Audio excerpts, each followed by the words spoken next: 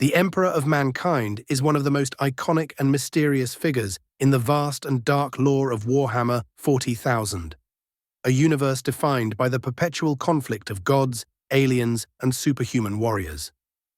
To fully appreciate the significance of the Emperor, we need to delve into his origins, his role in the foundation of the Imperium of Man, his tragic downfall, and his continued importance to the story of the 40,000 universe. The Emperor's character and legacy combine elements of myth, science fiction, and religious allegory, making him one of the most complex and central figures in the entire fictional galaxy. Origins: the first and greatest Psyker. The Emperor of Mankind, sometimes referred to simply as the Emperor, is believed to have been born around the 8th millennium BCE in ancient times on Earth, Terra. His true name has been lost to history, and much of his early life is shrouded in mystery. However, what is known is that the Emperor was not an ordinary human. He was the result of a unique and ancient experiment, the collective reincarnation of humanity's earliest and greatest shamans.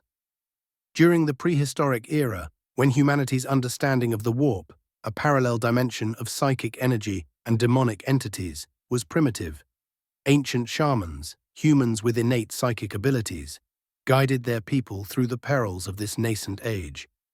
These shamans could tap into the warp's energies for divination, healing, and other psychic acts.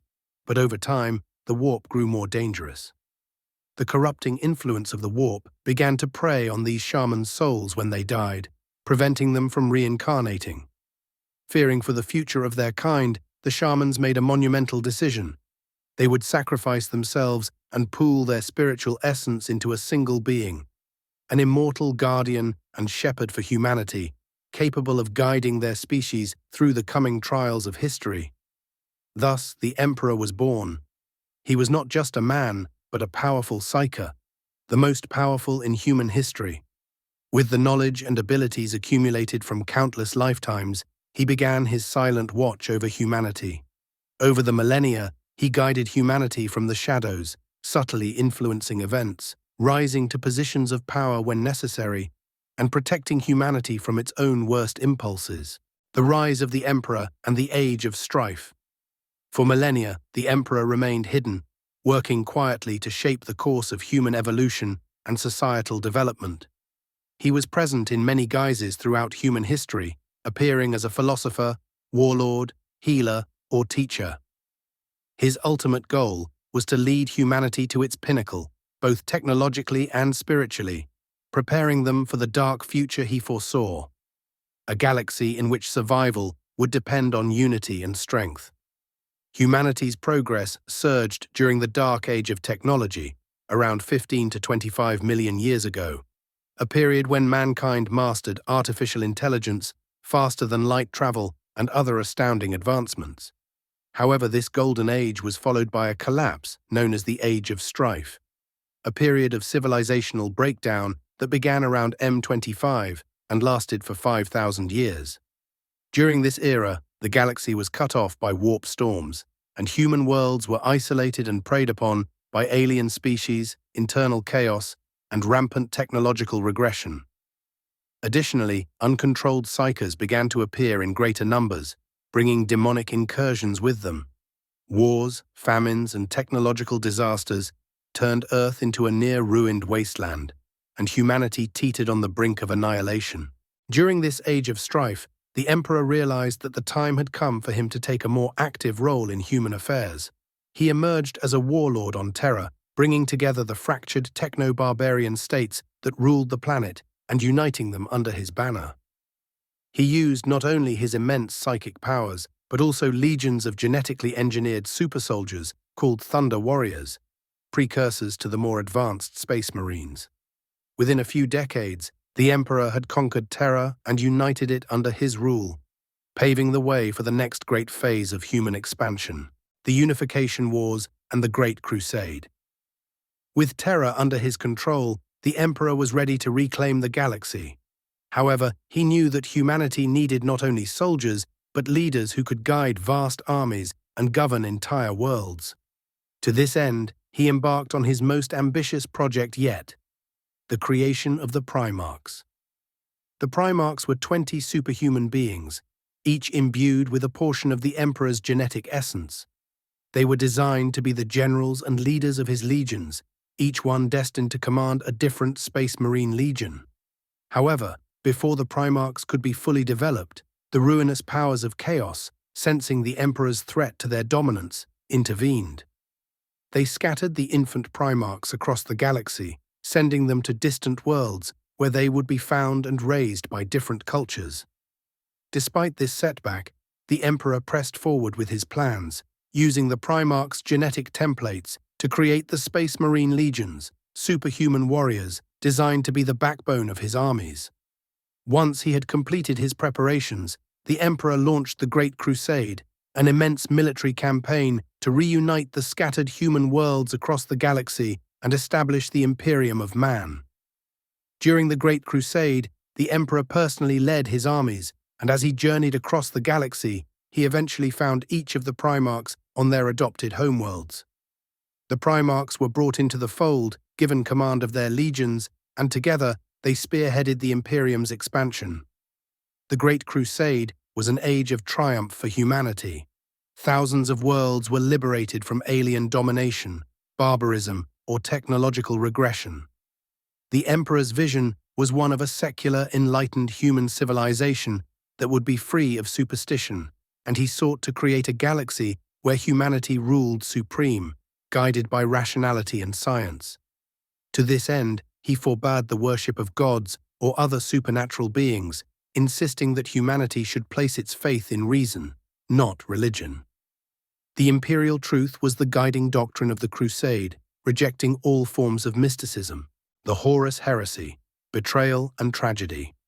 Despite the Emperor's vision, the Great Crusade did not unfold without challenges. Alien threats, rogue human empires, and civil unrest plagued the Imperium's expansion, but the most significant threat came from within the Emperor's own ranks. The Chaos Gods, seeing the Emperor as their greatest enemy, began to corrupt some of his Primarchs, sowing discord and rebellion among them.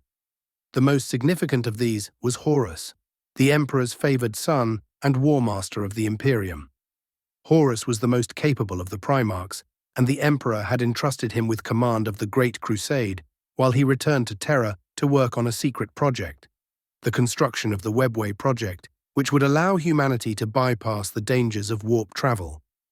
However, Horus fell to the temptations of chaos, manipulated by the dark gods into believing that the Emperor was a tyrant who sought to abandon his sons and humanity. This led to the Horus heresy, a massive civil war that tore the Imperium apart. Horus, along with 8 other traitor Primarchs and their legions, turned against the Emperor. The galaxy was consumed in a brutal, decade-long war that saw brother fighting brother and the Imperium teetering on the edge of destruction. The heresy culminated in the Siege of Terra, where Horus and his forces assaulted the Imperial Palace in a final attempt to overthrow the Emperor. In the final confrontation aboard Horus's flagship, the Vengeful Spirit, the Emperor faced Horus in single combat. Despite his immense power, the Emperor hesitated to kill his beloved son, hoping that Horus could still be redeemed. This moment of hesitation proved nearly fatal, as Horus, fully possessed by chaos, dealt the Emperor a mortal blow. In his last act of defiance, the Emperor summoned all his remaining strength and killed Horus, but the damage was done. The Emperor was left crippled and near death. The Golden Throne and the Emperor's fate. After the battle, the Emperor's broken body was placed upon the Golden Throne, a life support device that also allowed him to psychically maintain the Astronomicon, a vast psychic beacon that was essential for navigating the warp and keeping the Imperium connected across the galaxy. Although his body was shattered and he could no longer communicate directly, the Emperor's mind remained active in the warp. In this state, he continues to guide and protect humanity from the perils of the warp, fending off demonic invasions and maintaining the fragile unity of the Imperium. The Emperor's sacrifice saved humanity from immediate annihilation, but it came at a terrible cost. The Imperium he built devolved into a dystopian, theocratic regime where the Emperor is worshipped as a god, despite his own disdain for religion during his life. The ecclesiarchy, the religious arm of the Imperium, preaches the divinity of the God Emperor of mankind, and the imperial truth he once championed has been replaced by dogmatic belief and fanaticism. The Emperor's dream of a rational, enlightened human civilization has been replaced by a brutal, authoritarian state where fear and superstition rule. The Emperor's legacy. In the grimdark future of Warhammer 40k, the Emperor's legacy is both tragic and profound. He is revered by trillions of humans across the galaxy as the divine protector of humanity, even though he himself never wanted to be seen as a god. His Imperium, though vast and powerful, is constantly besieged by external threats, ranging from alien empires like the Toe, Orcs and Tyranids, to ancient races like the Necrons and Eldari, as well as internal dangers from traitors, heretics, and the ever-present corruption of chaos. The Emperor remains on the Golden Throne, kept alive in a state of perpetual suffering, unable to directly intervene in the Imperium's affairs, but still guiding it psychically. His body is sustained by a daily sacrifice of thousands of psychers, whose souls are consumed to fuel the Golden Throne and keep the Astronomicon functioning. Without this beacon, warp travel would be impossible, and the Imperium would quickly collapse. Yet even as he is venerated as a god, there are whispers and prophecies that the Emperor may one day rise again. Some believe that the Emperor is preparing for his rebirth, and that when the time comes, he will cast off the chains of his mortal form and lead humanity in a final war against chaos. Others, however, fear that the Emperor's death would mean the end of humanity, as the Imperium's fragile unity would collapse without his psychic guidance. Conclusion. The Emperor's paradox. The Emperor of mankind is a figure of immense complexity and paradox. He is both a god and a man, a savior and a tyrant, a visionary and a failure. His dream of a united, secular human empire has devolved into a nightmarish regime of oppression and zealotry, yet without his continued presence, the Imperium would surely fall to the darkness that surrounds it. In Warhammer 40k, the Emperor's story serves as a powerful allegory for the dangers of unchecked power, the corrupting influence of fanaticism, and the ultimate futility of even the most noble ambitions in a universe defined by chaos and violence. He is, in many ways, a tragic hero, one whose greatest triumphs were undone by his own creations, and whose legacy is one of eternal suffering in service to a humanity that no longer remembers or understands his true vision.